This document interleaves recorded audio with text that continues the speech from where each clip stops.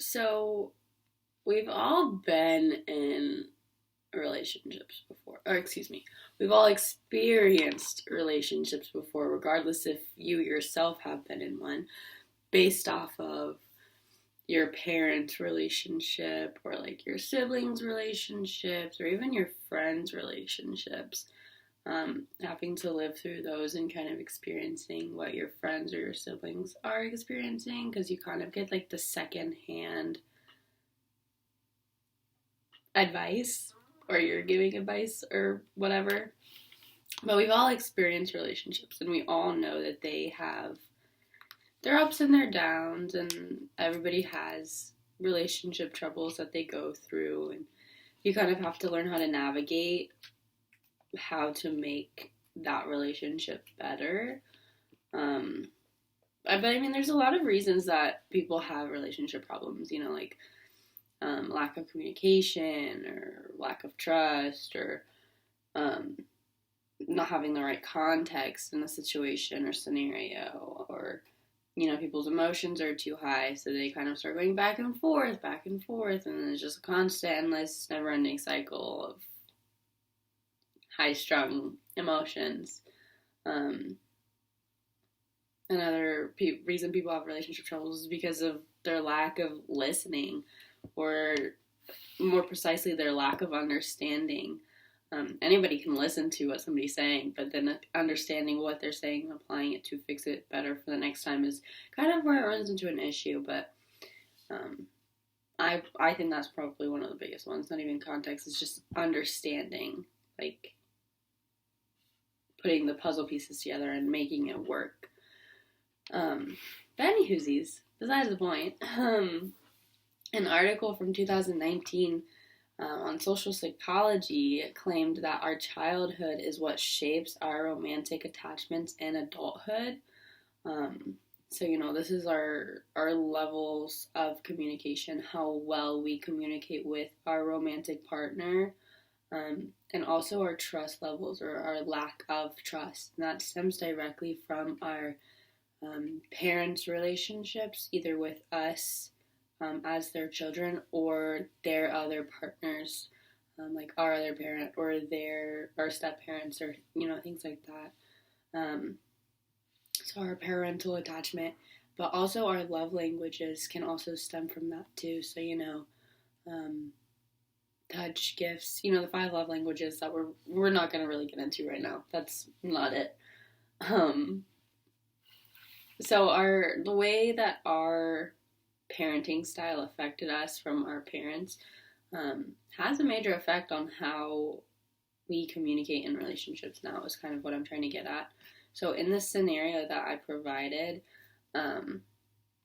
where Bethany and Paul are having a little disagreement about Bethany not telling this other guy that she has a boyfriend when he asked for her number and she said no, she just said no. She didn't say, no, I have a boyfriend. She just said no.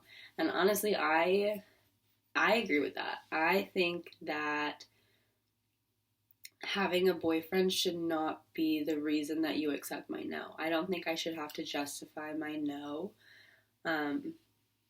As a person, I should just be able to say, no, I don't want to give you my number, and that's the end of it. I don't think I should have to say, no, I'm not giving you my number because I have a boyfriend. Because honestly, if I didn't have a boyfriend, I still want to give you my number. And people don't understand that, but you should accept my no because I said no, not because I have a boyfriend.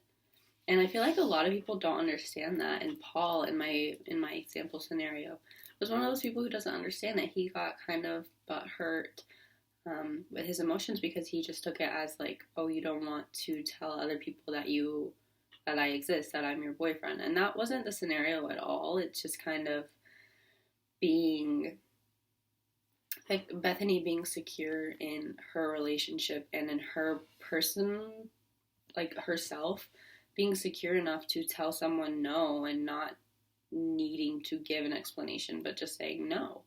And I stand behind that. I don't think I should have to tell someone I have a boyfriend for them to leave me alone. I think I should just be able to say no, and you can accept that. I don't have to justify it. But that's just my personal thoughts on it. Other people might be different, like Paul, for example.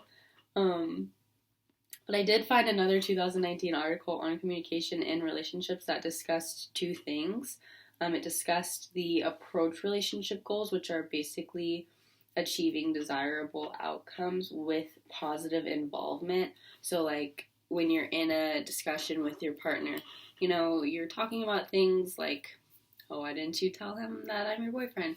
Smiling, nodding, like encouraging them, showing them that you are listening to them, you are paying attention to them, and asking them questions if you kind of get like stuck at something that they said. And then number two was the avoidance relationship goals, which is basically preventing undesirable outcomes. So, your body language is like rolling your eyes or crossing your arms and kind of just seeming standoffish, I feel like. And that's really no way to be in a healthy relationship. I think to be in a healthy relationship, you kind of have to listen and communicate, and you can't always think that, oh, I'm right, you're wrong, and that's just how it is all the time. There has to be compromise. Sometimes I'm right, sometimes I'm wrong, and vice versa. And I don't think that there's anything wrong with that. But I think that just being kind of confident in yourself and knowing what you want in a relationship and setting your boundaries is kind of what's going to make or break a relationship. Because if you don't have standards or expectations for the other person or for even yourself, not even just the other person, that can kind of end the relationship in a bad way. But yeah, I hope I covered everything. This is kind of long, but that's really it. Just understanding context, keeping control of your emotions, because the context that kind of goes with the parental thing that I discussed earlier. Not everybody is raised the same. Not everybody went through the same parenting styles or has the same siblings or things like that. So it's just important to understand